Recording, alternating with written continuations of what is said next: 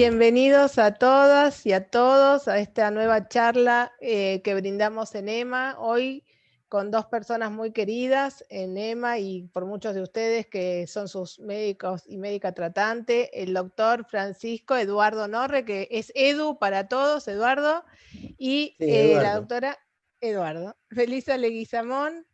Eduardo es médico neurólogo, jefe del servicio de neurología del Hospital de Agudos Teodoro Álvarez, doctor Teodoro Álvarez, y Felisa del Valle Leguizamón es médica neuróloga del Hospital de Agudos Teodoro Álvarez, que trabajan en equipo.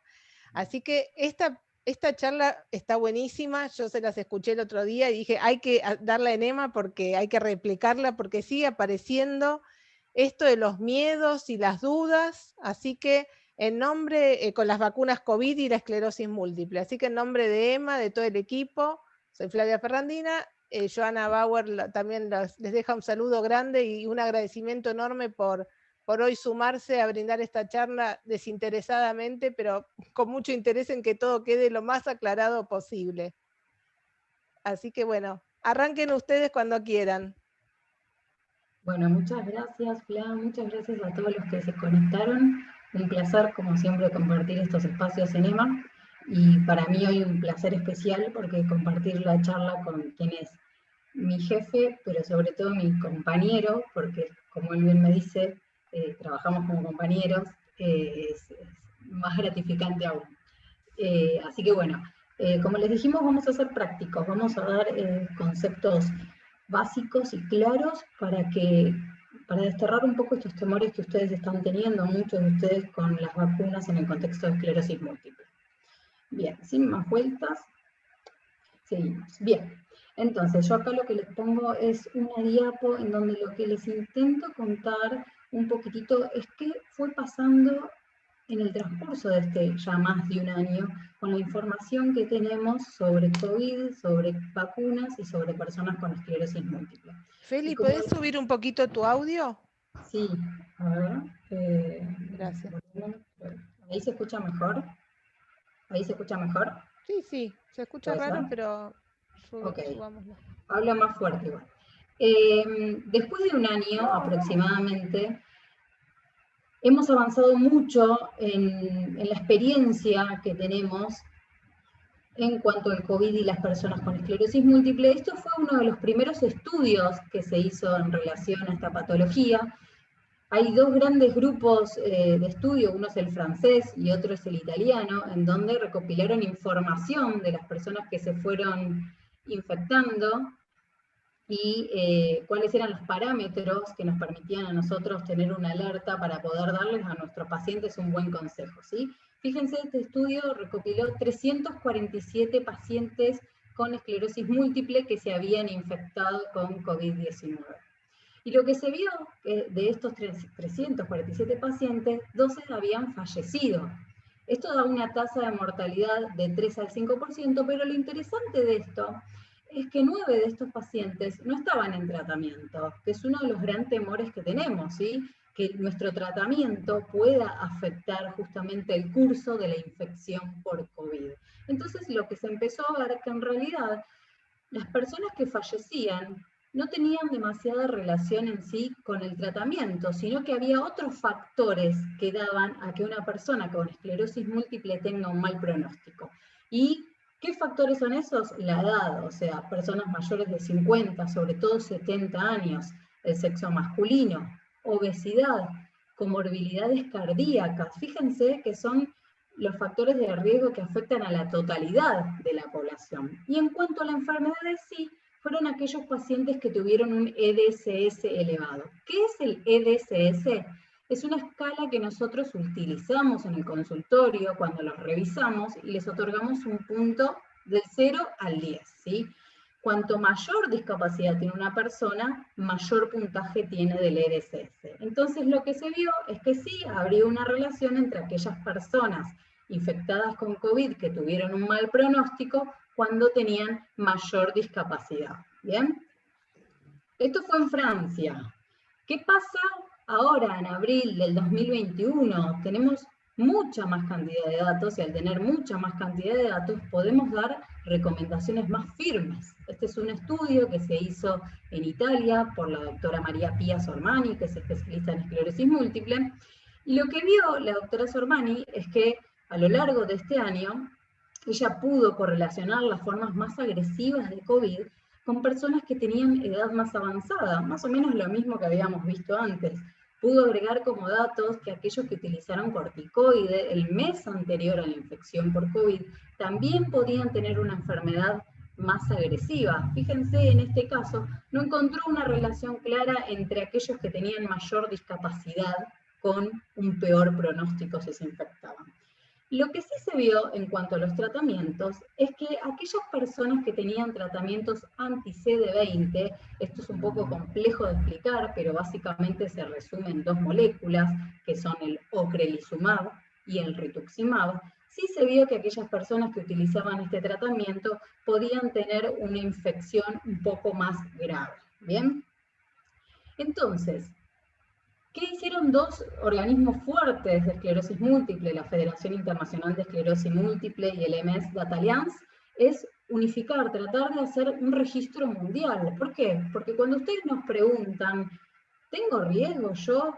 ¿Cómo afecta mi enfermedad? ¿Mi tratamiento puede interferir? Nosotros no sacamos las respuestas en cuanto a lo que nos parece. Justamente nuestras respuestas salen porque hay un montón de entidades que se ocupan de estudiar a las personas con esclerosis múltiple infectadas, y por eso nosotros somos tan reiterativos siempre en pedirles que nos contesten ciertas encuestas que ahora un poquito más adelante les voy a decir. Fíjense acá lo que se pone en los 10 países que más casos publicaron de esclerosis múltiple, y en base a estos hallazgos pueden sacar las siguientes conclusiones que vemos en el gráfico de la derecha, ¿sí? Lo que ellos vieron es que los factores de riesgo, o sea, aquellas condiciones que generaron internación o necesidad de terapia intensiva, fueron nuevamente personas de mayor edad, de 50 y sobre todo 70 años. Aquellas personas con esclerosis múltiple que tenían una forma progresiva, o sea, esclerosis múltiple secundaria progresiva o esclerosis múltiple primaria progresiva, y aquellas personas que tenían mayor discapacidad, o sea, un EDSS elevado. Y nuevamente, reuniendo los datos mundiales, lo que se vio es que los tratamientos que nos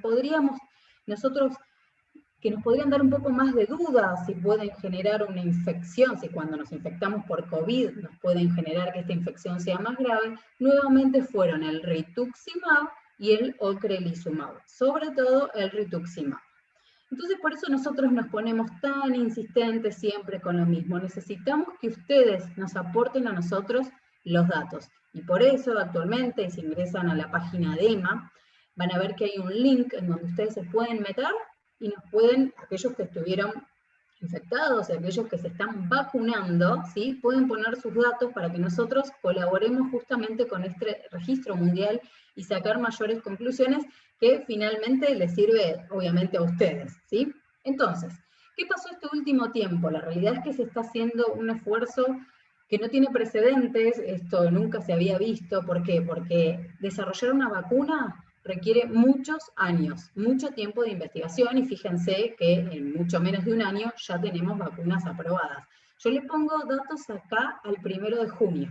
Al 1 de junio nosotros tenemos 8 vacunas aprobadas, ¿sí? 4 vacunas que se hicieron los estudios para que puedan ser aprobadas y hubo que abandonarlos. ¿Por qué? Por ejemplo, porque dieron efectos adversos severos y en una cantidad suficiente como para que no lo puedan aprobar en una población general. Y fíjense en las distintas fases de investigación que ahora les voy a explicar, la cantidad de vacunas que se están estudiando. Esto es sumamente importante porque a mayor cantidad de vacunas que podamos tener, obviamente, mayor va a ser la accesibilidad mundial y en mucho menor tiempo podríamos finalizar o frenar un poco esta pandemia que tanto nos está afectando a todos. Acá yo les dejo un resumencito de las vacunas que tenemos aprobadas y que están en la última fase de investigación. Y entonces yo les quiero contar un poquitito cómo se elabora una vacuna, porque estas son cosas que a veces no hablamos y muchas veces uno escucha decir a las personas, no a los pacientes, a cualquier persona, esto de que somos conejillos de India. Cuando nosotros aprobamos un remedio, cualquiera sea, ¿sí? La ranitidina, el omeprazol, medicación para esclerosis múltiple, vacunas, siempre, absolutamente siempre, se hacen las pruebas en la población. O sea, nosotros necesitamos de gente que colabore con estos estudios porque finalmente es lo que va a dar a la aprobación de una droga. Entonces, ¿cómo se desarrolla una vacuna? Lo que se hace es primero pruebas preclínicas. ¿Qué significa? Que vamos a probar nuestra vacuna, nuestro producto, en células y luego en animales, como pueden ser, y vemos ahí, los ratoncitos o los monos. Y lo que vamos a ver es si genera inmunidad, o sea, si genera anticuerpos, si despierta a este organismo y da al desarrollo de anticuerpos. Una vez de que la fase preclínica está aprobado, pasamos a la fase 1, fase de seguridad. ¿Qué es lo que se va a hacer? Se va a administrar esta vacuna a un porcentaje de personas, a una población muy chiquitita. Nuevamente vamos a ver si la vacuna genera anticuerpos y también vamos a observar si genera efectos adversos.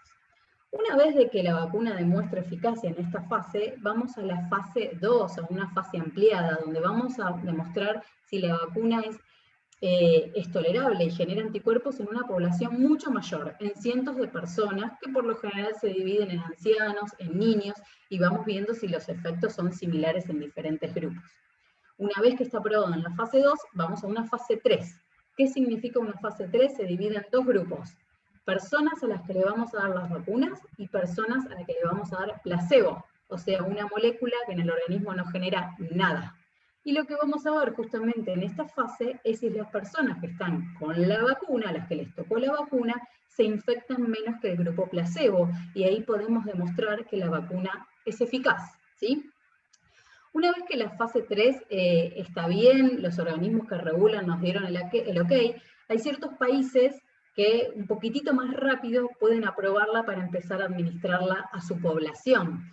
Esto es lo que está pasando actualmente, si no, no hay otra forma de que las vacunas se desarrollen tan rápidamente. De hecho, algunas de estas fases se vieron superpuestas para poder acortar los tiempos. Y finalmente la vacuna se aprueba, o si durante estas fases surge algún efecto adverso severo, la vacuna se desestima, como vimos en el gráfico anterior que se desestimaron algunas vacunas, ¿sí? Entonces, ¿qué tipos de vacunas existen? Y esto es muy importante que ustedes sepan y que se los consulten a sus médicos neurólogos. Tenemos vacunas a gérmenes vivos atenuados. ¿Por qué es importante este tipo de vacunas? Porque las personas que tienen esclerosis múltiple y están en tratamiento, o sea, aquellas que están en tratamiento, no pueden recibir vacunas a gérmenes vivos. Debieran vacunarse antes del inicio del tratamiento, ¿sí?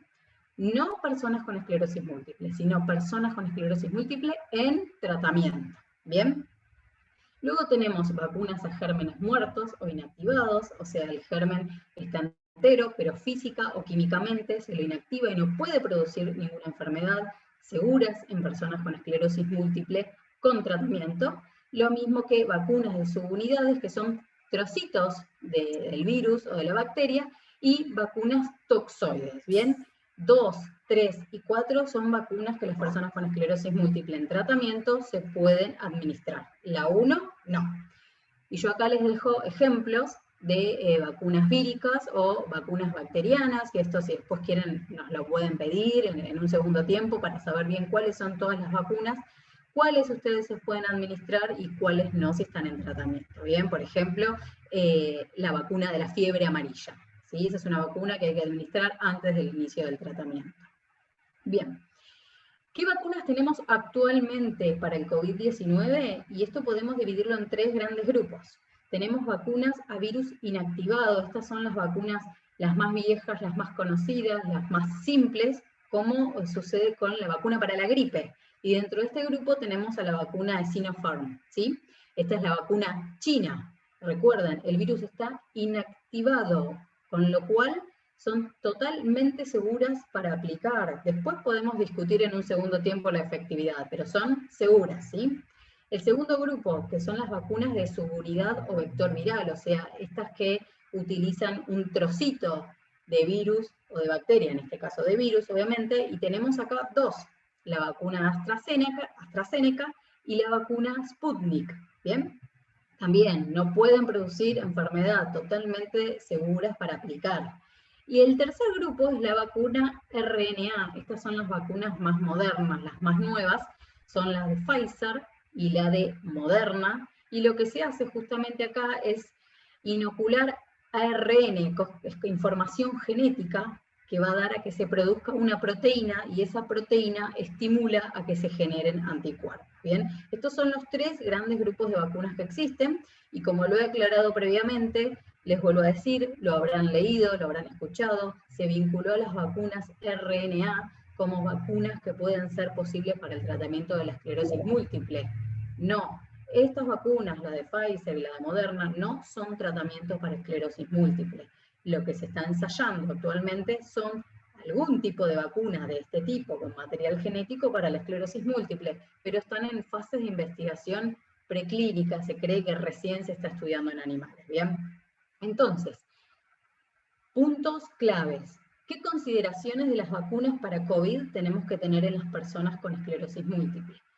Toda persona, incluso si estuvo infectada, tiene que vacunarse. Este es un punto importante. Sugerimos la vacunación, ¿bien? Si recibió corticoides, tenemos que esperar, como puede suceder en el contexto de un brote, por ejemplo, tenemos que esperar que pasen por lo menos 5 días para vacunarnos, ¿sí? Después, otro punto clave que genera un poco de controversia, y todavía seguimos insistiendo en esto, mínimo dejar 15 días entre la vacuna de COVID y otra vacuna a administrar, ¿bien? El siguiente punto, uno de los más importantes, el que nos siguen preguntando, chicos, todas las vacunas contra el COVID actualmente disponibles en Argentina son seguras, porque ninguna es a virus vivo, por lo cual nos podemos vacunar con cualquiera de ellos sin, aunque a algunos les pueda gustar o no, la posibilidad de elegir cuál vacuna porque es la que nos toca, ¿sí? Y sí, obviamente, en un momento de un brote, que es un momento de un disturbio inmunológico, debiéramos evitar la vacunación en el momento del brote. Bien, otro punto para mí súper importante, porque es algo que nos preguntan constantemente, es en cuanto a los efectos adversos de la vacuna y básicamente en cuanto a las mielitis, en cuanto a los trombosis, porque es lo que más frecuente vemos en la tele, que nos explican, ¿no es cierto? Entonces, yo les quiero decir algo, cualquier infección o cualquier vacuna puede dar efectos adversos, uno no tiene que ser, no tiene que engañar, y lo cierto es que pueden dar efectos adversos, esto es real, está publicado con muchísimas vacunas, incluso con la vacuna de la gripe, ¿bien? Lo que hay que ver es la incidencia que tiene, o sea, la cantidad de casos que hay relacionados con una vacuna para que la vacuna se desestime o no. Entonces yo soy clara y en el gráfico de la izquierda les pongo un dibujito donde dice, la vacuna AstraZeneca produjo 4 casos de trombosis, ¿sí?, en 1.000.000 de vacunados. Las personas que toman anticonceptivos pueden tener en 1.000.000 de mujeres 500 a 1.200 casos. Los tabaquistas pueden tener trombosis en 1.000.000, 1.763 personas. Y la infección por COVID en sí misma puede producir trombosis con mucha más frecuencia. Con lo cual, con esto lo que les quiero graficar es que puede haber efectos adversos, sí, pero la incidencia es tan chiquita que bajo ningún punto de vista vamos a contraindicar la vacuna. Hay mucho más riesgo de tener una trombosis si tomamos anticonceptivos, si fumamos o si nos infectamos por el COVID. Con lo cual, seguimos sugiriendo la vacunación. Bien, hasta ahí voy yo. Edu, ¿querés seguirme? Y después vamos a las preguntas.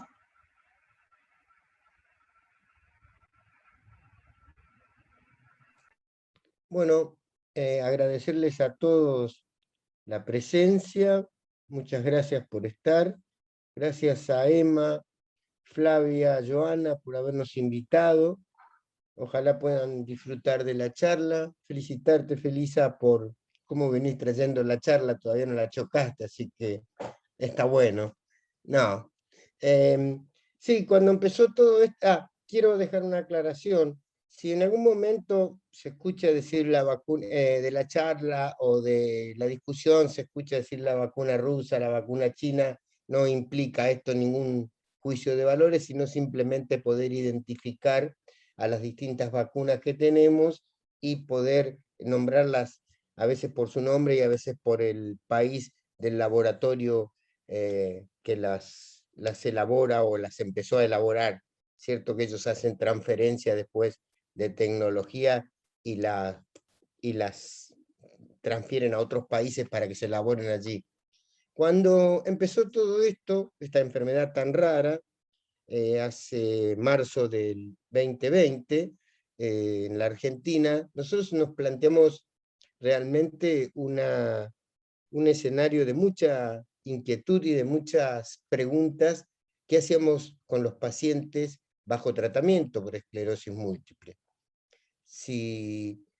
Después fuimos viendo también algunas cosas interesantes, por ejemplo, esta enfermedad, un gran grupo de pacientes morían por la famosa reacción de citoquinas que tenían o que provoca el virus, o sea, la gran respuesta inflamatoria que desarrolla, y fundamentalmente este es el mecanismo en algunas personas jóvenes, y entonces decíamos, bueno, quizás bajándole un poco la inmunidad, se le mejoraba esa posibilidad de hacer esa tormenta de citoquinas.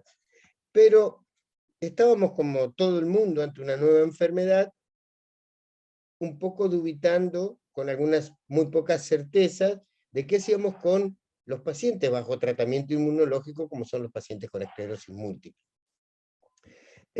Otra de las preguntas que a esta altura del partido nos estamos haciendo es si, a pesar de que en algunos países, por ejemplo en la Argentina, todavía sigue con una ola alta de contagio, demoramos el inicio de los fármacos modificadores de la enfermedad en aquellos pacientes que no están medicados. Volví a la primera, Feliz, un minutito.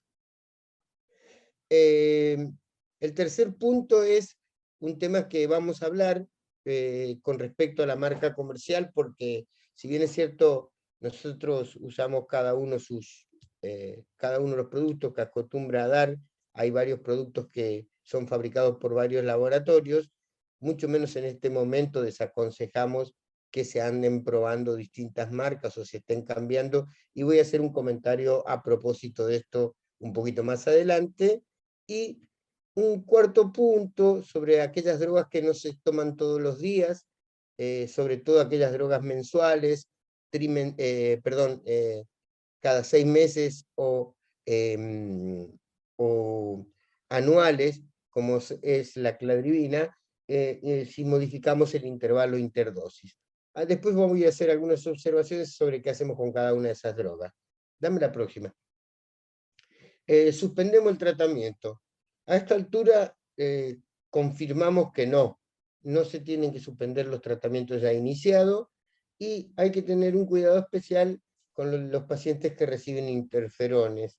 El interferón es una medicación que puede provocar, como uno de los efectos colaterales más molestos, un síndrome pseudogripal el día posterior a la inyección.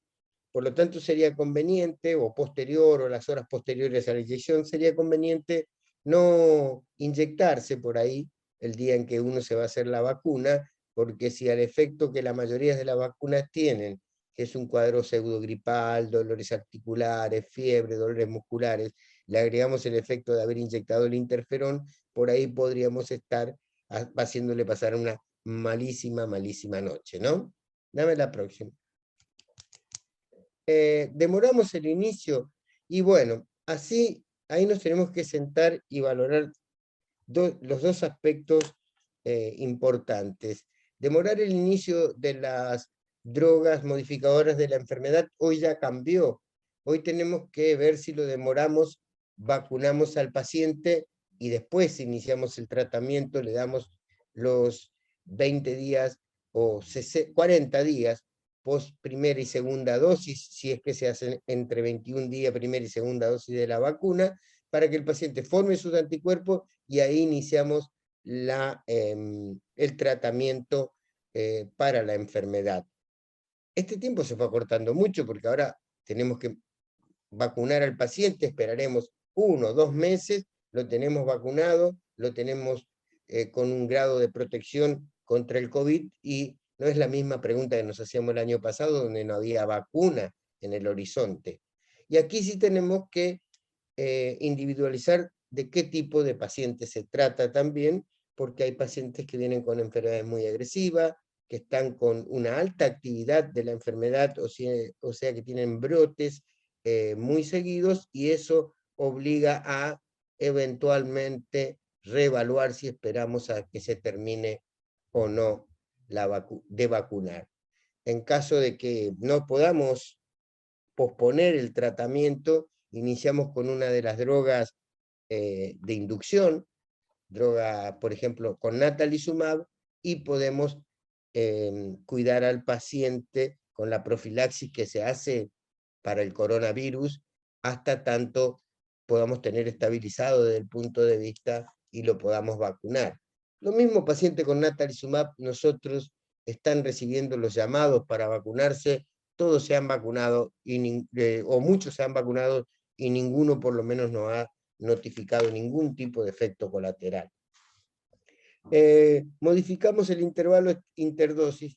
Esto lo discutimos, por ejemplo, con los pacientes que reciben natalizumab, que se da mensualmente, es la forma tradicional de dar el natalizumab, versus una forma que se estaba utilizando de intervalos prolongados, y en lugar de dar cada 30 días, más o menos 7 días, lo estaban dando cada 45 días, más o menos 7 días, o eventualmente cada 2 meses, más o menos 7 días. Es un tema que nos quedamos en el medio, en la discusión no lo resolvimos y seguimos trabajando con natalizumab de la misma manera. Y dame la próxima, que creo que me queda una.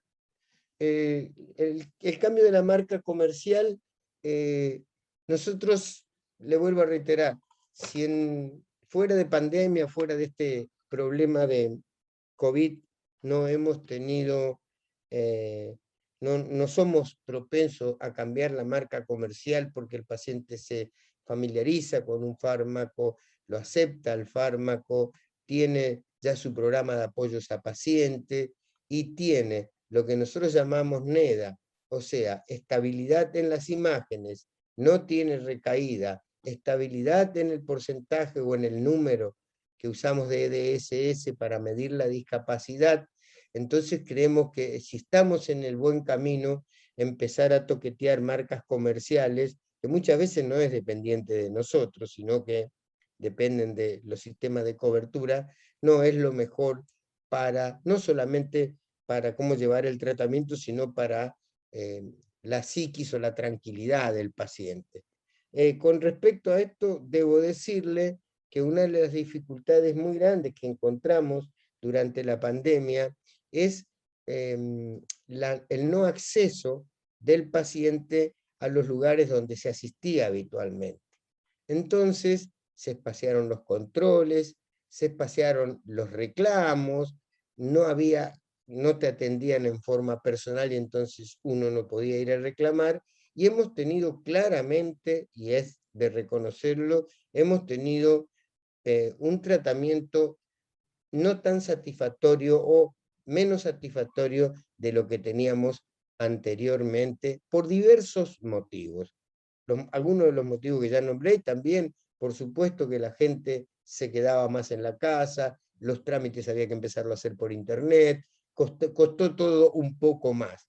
Esperemos volver pronto a la normalidad para poder retomar todos los tratamientos y ponerlo en el nivel que lo teníamos prepandemia, porque claramente se ha producido un desbarajuste bastante importante en el seguimiento de los pacientes con esclerosis múltiple, de todos los pacientes crónicos, pero estamos hablando puntualmente de este tema y lo tenemos que decir.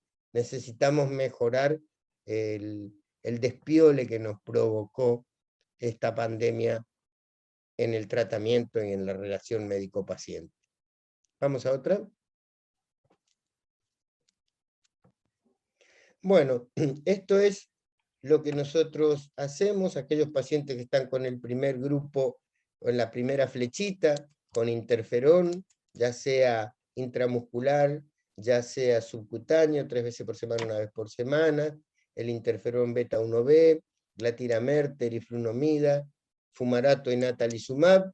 Nosotros no modificamos ningún tipo, ni postergamos el inicio, ni modificamos ningún tipo de dosificación.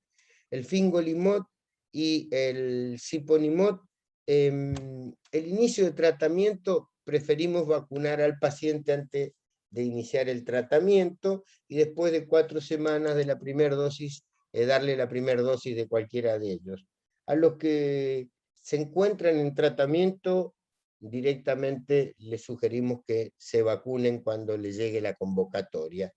Cladribine y alemtuzumab son medicamentos que se hacen en año 1 y año 2, y después no se hacen, y hablando de año 1 y año 2, si tenemos que iniciar el tratamiento, lo vacunamos al paciente contra coronavirus antes de iniciar el tratamiento.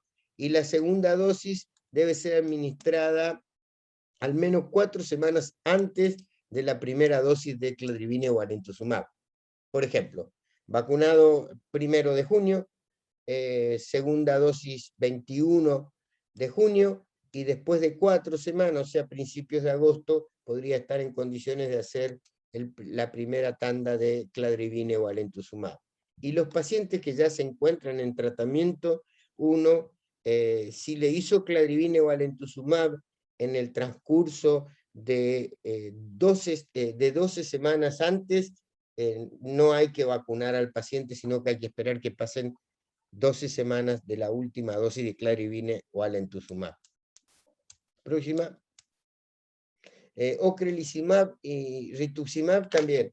En los dos evitamos el inicio, excepto que el paciente esté vacunado, y 4 semanas después, y la dosis debe ser 4 semanas, la segunda dosis de la vacuna debe ser administrada 4 semanas antes de la droga. Y el paciente que ya se encuentra en tratamiento, un poco usamos el mismo criterio, y como se hacen semestralmente ocrelizumab y rituximab, más o menos al mes 3 de terminado la dosis de ocrelizumab o rituximab, en el medio de entre las dos dosis hay que vacunar al paciente, y después podemos posponer eventualmente 15 días o 20 hasta que cumplamos otros 3 meses entre la vacuna y la nueva medicación de ocrelizumab y rituximab. Los corticoides a altas dosis, bueno, es conveniente, y acá hay un plazo que consideramos bastante no muy claro, 3 a 5 días después de la última dosis de los corticoides, lo que está sugerido vacunar al paciente, para lograr una respuesta inmune buena. Creo que no hay mucho más.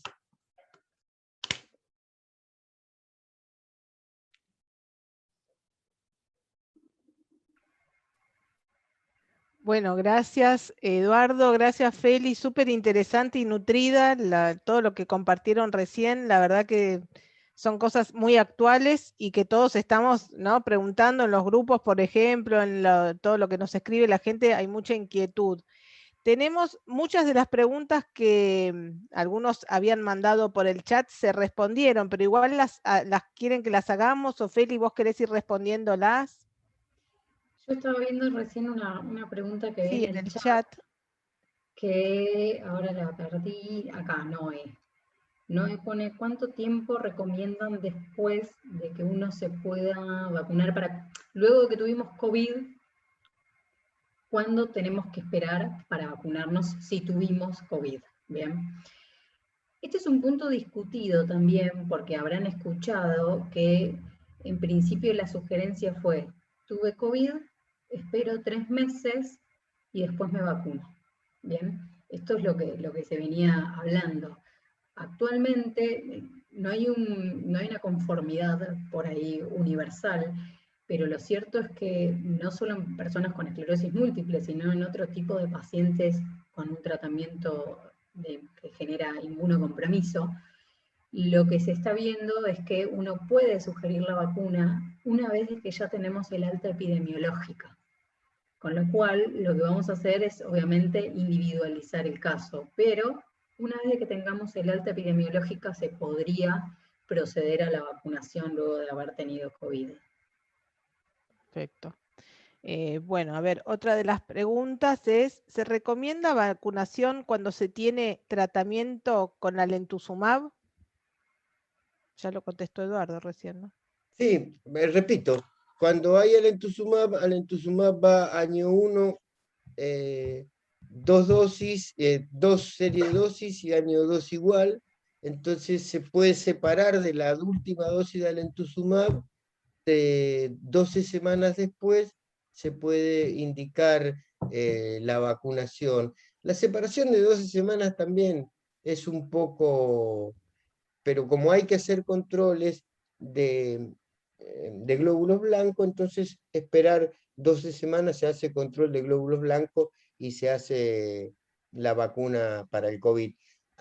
Hay muy pocos casos de pacientes. Nosotros hemos hecho una dosificación hace poquito, hará 6 semanas, de ocrelizumab, y bueno, sí, con ese paciente estamos esperando a que venza un poquito para que se vacune. Es población esencial y lo estaban por vacunar, pero le pedimos por favor que suspenda por un tiempito. Bien. Sigo con las que llegaron por el chat antes, de las que están apareciendo en este chat, las que llegaron por las redes. Maggie pregunta, quiero información sobre la vacunación COVID en embarazadas con EM. ¿Alguno de los dos que quiera responder? También Sí, están, Edu, sí. dale. Están, fíjense, bueno, lo que hablamos hoy un poco con Edu, incluso en provincia de Buenos Aires, vieron que ya directamente se puso a las personas embarazadas como factor de riesgo, con lo cual tienen prioridad en la aplicación de la vacuna.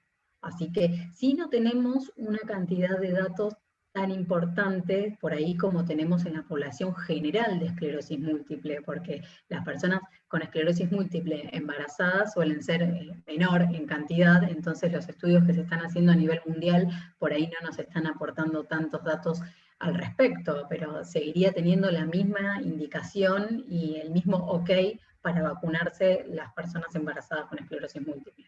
Bien. Andrea preguntó, ¿podemos aplicarnos cualquier vacuna? ¿Puede ser específica? No hay especificidad de vacuna. Entonces, las 3 vacunas, como mostró, las 3 tipos de vacunas que hay son 4 en la Argentina. Perdón, no, en Argentina está Sputnik, Sinopharm y AstraZeneca, son 3. Las 3 vacunas que hay en la Argentina son buenas y seguras. Eso Bien. está demostrado y en la población a la que estamos hablando, pacientes con esclerosis múltiple, siguen los mismos criterios para ellos también que la población general. Buenas y seguras. Bien. Y si uno está tratado con interferones, pregunta Claudia, ¿fabrica menos anticuerpos con la vacuna? No. Entendemos que no va a fabricar menos anticuerpos. Lo cierto es que actualmente se están haciendo varios estudios justamente para medir la fabricación de anticuerpos de acuerdo a los distintos tratamientos que tienen las personas con esclerosis múltiple y lo poco que sabemos no nos indica que las personas con interferón al menos produzcan menos anticuerpos, pero justamente es uno de los puntos que se está estudiando actualmente. Bien. Antonella dice, ¿hay alguna contraindicación con la vacuna AstraZeneca? Bueno, ya lo contestaron con esto de que no, que dijeron que si hay malestar, es como cualquier vacuna, ¿verdad? ¿Sería esa la respuesta?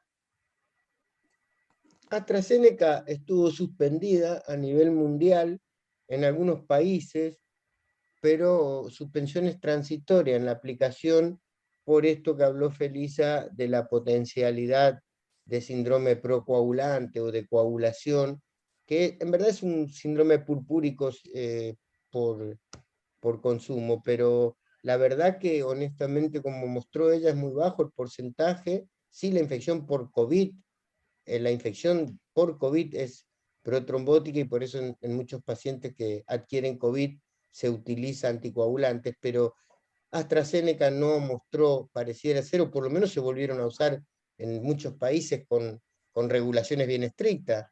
Europeos ellos, Alemania, Francia habían suspendido transitoriamente y la volvieron a incorporar. Bien. Gracias, Eduardo. Otra, Marcela pregunta, ya me vacuné, ¿me va a alterar el sistema inmunológico?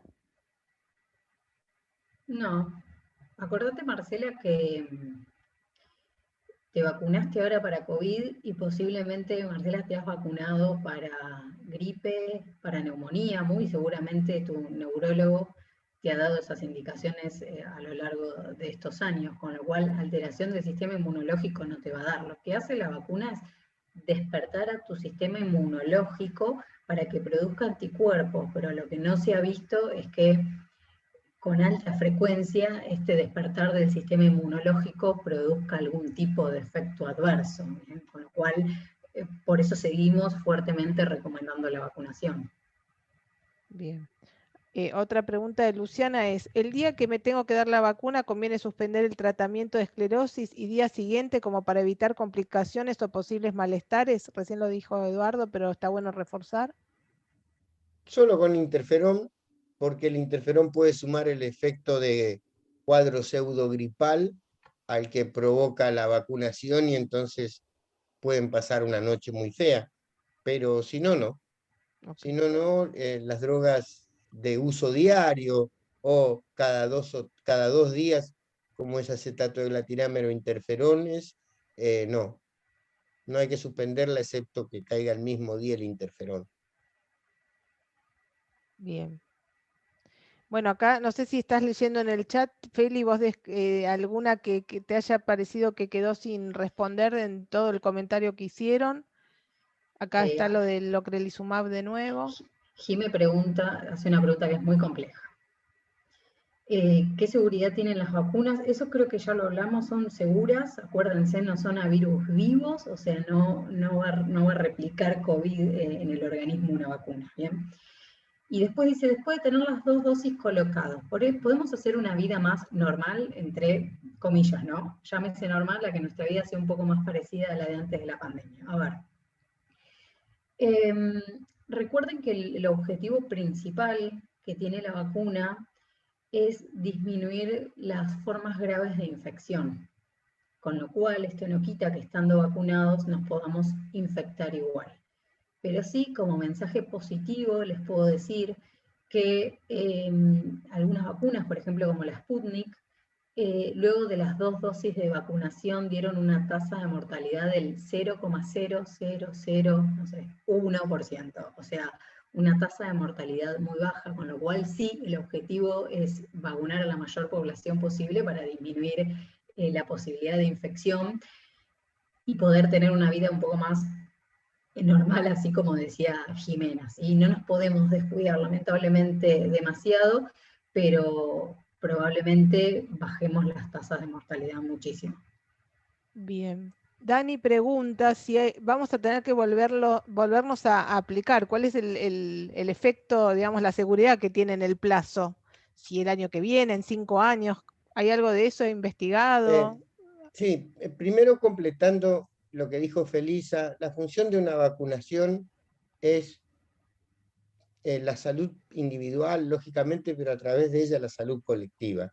O sea que el futuro de esta pandemia va a pasar por la rapidez en que se adquiera inmunidad de rebaño, o sea que gran parte de la población tengan anticuerpos o tengamos defensa y cortemos la transmisión del virus de uno a otro. Y el otro tema es que no se sabe, y con lógica, porque hace muy poco apareció la enfermedad, cuánto duran los anticuerpos que se elaboran, ya sea por haberse infectado por COVID o por haberse vacunado con las vacunas que están ahora.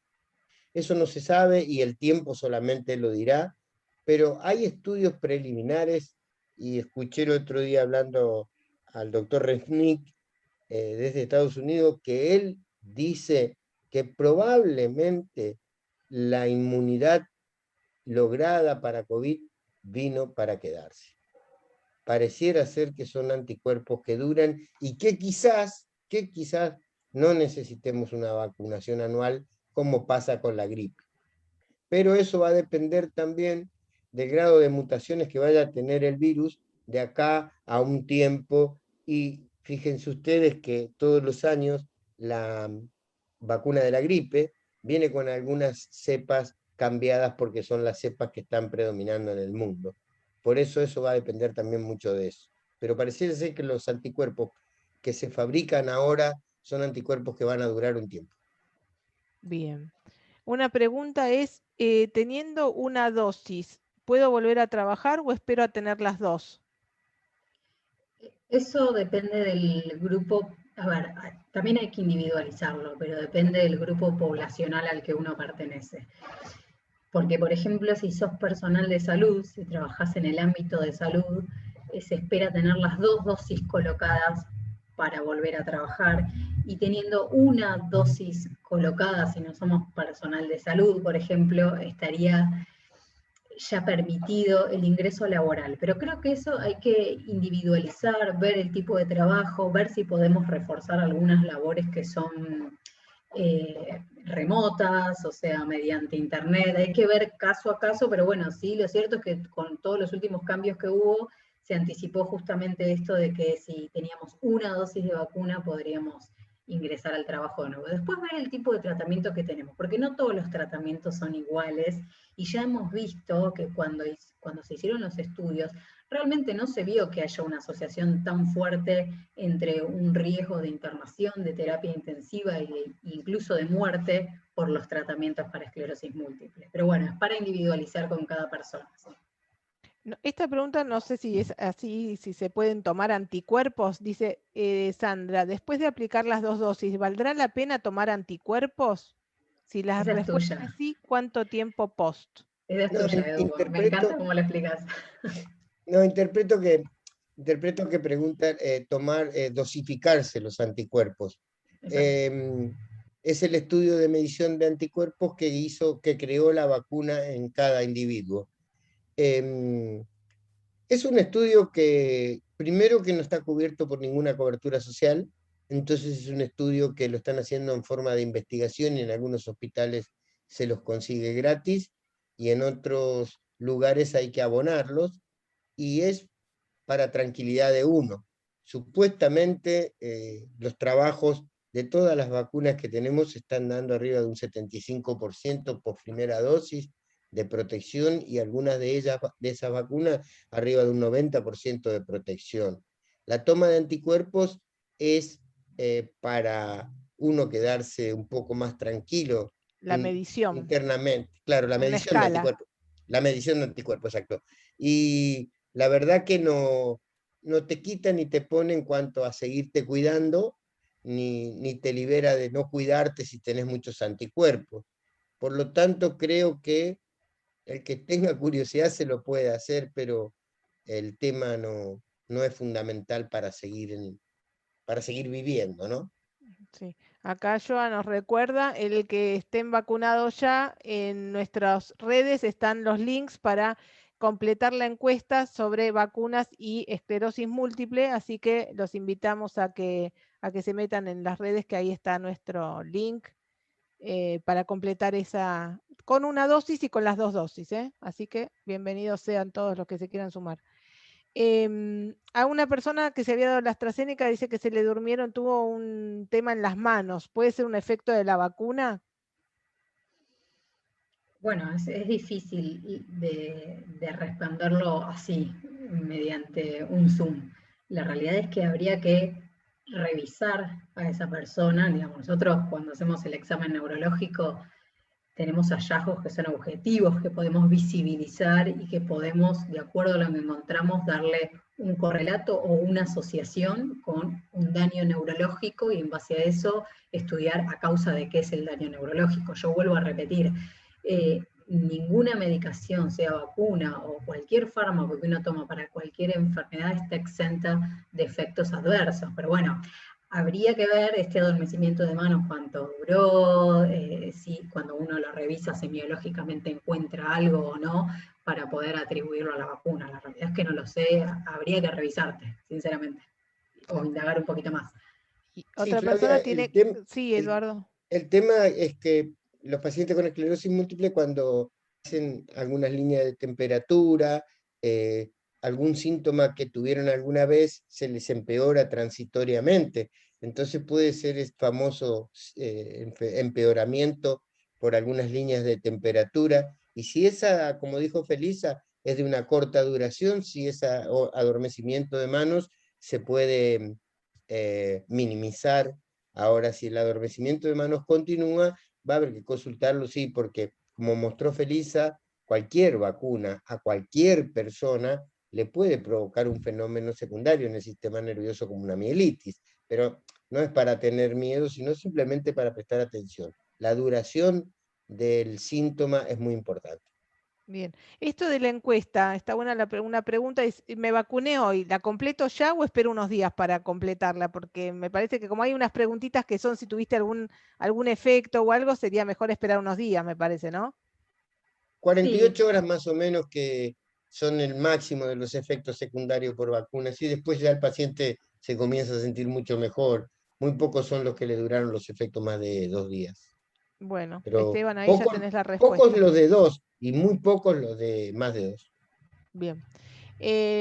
Acá preguntan también, y ya estamos cerrando, estamos sobre la hora, si no estoy con ningún tratamiento farmacológico, pregunta Erika, ¿tengo indicada la vacuna igual? Teniendo vacunas en pacientes con EM, pero sin tratamiento farmacológico para la EM debe ser.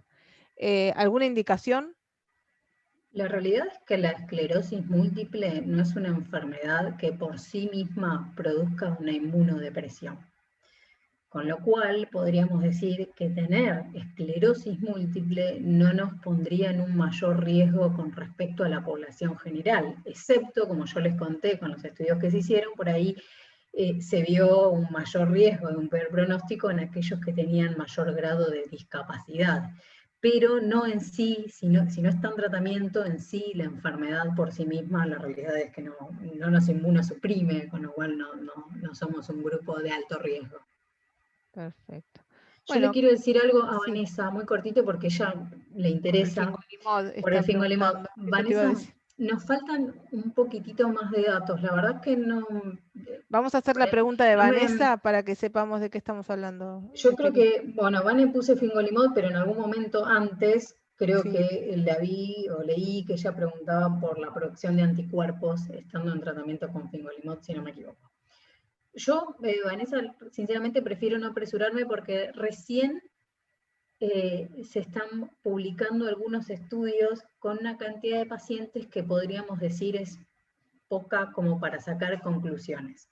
Con lo cual, bueno, yo te invito a que esperemos un poquitito más para ver qué pasa con la producción de anticuerpos en aquellas personas que están en tratamiento con fingolimod. No me apresuraría demasiado en darte una respuesta. Pero igual se vacunan. Sí, sí, eso sí. Pero creo que ella preguntó si generaban anticuerpos. Claro. A ver, acá hay un mensajito más. Y uno que para mí es el de Esther. Pregunta, en mi caso, ¿debo esperar laboratorio de IgA, ya que estuve muy a menudo con tratamientos de liofilizados bacterianos? El neurólogo aprueba la vacuna. Estoy con Tisabri, pero mi inmunóloga no. Quiere esperar, digamos. Es un caso más complejo, me parece. Es más particular, ¿no? Eso Sí, es para sí. discutirlo, sí, para discutirlo particularmente entre colegas por ahí. Exacto. Y esta es la última y con esta cerramos. De Graciela, buenas tardes a todos. ¿Qué pasa si, por ejemplo, al vacunarme me causa alguna alergia? ¿Qué hago? Consulta urgente al ¿Qué se médico puede tomar? porque Pregunta, pero ¿qué sí, haría, no? en realidad en principio hay que hacer una consulta urgente al médico porque las alergias las pueden producir todas, desde las vacunas hasta el paracetamol en una persona que nunca lo tomó y es alérgica al paracetamol, con lo cual la conducta más correcta me parece que es o llamar a nuestro neurólogo, a nuestro médico clínico o acudir a una guardia, porque la alergia es un término muy amplio y puede ser desde un poquito de picazón en la piel hasta lesiones en los labios, en nuestras mucosas, y de acuerdo a la gravedad de una alergia, los tratamientos varían, con lo cual me parece que lo más correcto es dar aviso al médico inmediatamente. Bueno, Recuerdo que cuando empezaron a vacunar, nos dejaban 30 minutos esperando a ver si no teníamos ninguna reacción con un equipo de reanimación cerca y nos tenían allí hoy te vacunan y a los 10 minutos estás en la calle. O sea que yo no escuché realmente reacciones alérgicas severas durante algún paciente que se haya vacunado, ni salieron en ningún centro. Pareciera ser que no existe tal bicho, ¿no? Pareciera. Sí, a todos los vacunados los hacen esperar 15 minutos post la vacuna y les dan a algunos un papelito donde están las indicaciones con respecto a cada vacuna, y obviamente está el número de cualquier centro de recurrir al centro más cercano si hay algo que no se sienta tan cómodo, ¿no? O llamar a la guardia. Y lo que dice Eso, Esteban como ahí es siempre. cierto. Algunos alérgicos, es cierto que ante las consultas los alergistas les hacen tomar loratadina antes o después, pero no hay que generalizar, hay que ver qué tipo de alergia, porque solemos ser alérgicos todos a un montón de cosas. Claro, o Entonces capaz hay que te que, enterás en el momento, con esa situación en particular de la vacuna en el momento. claro, penicilina, bueno, tal A cual. la penicilina, claro. Bueno, esto estuvo re bueno, miedos y dudas casi del todo, de todos los colores evacuadas. Desde ya que cualquiera que tenga una duda, primero consulte a su médico tratante, que es quien más, o médica tratante, que es quien más los conoce. Desde EMA, súper agradecidos por este tiempo que nos dedicaron con todo corazón y tanta dedicación.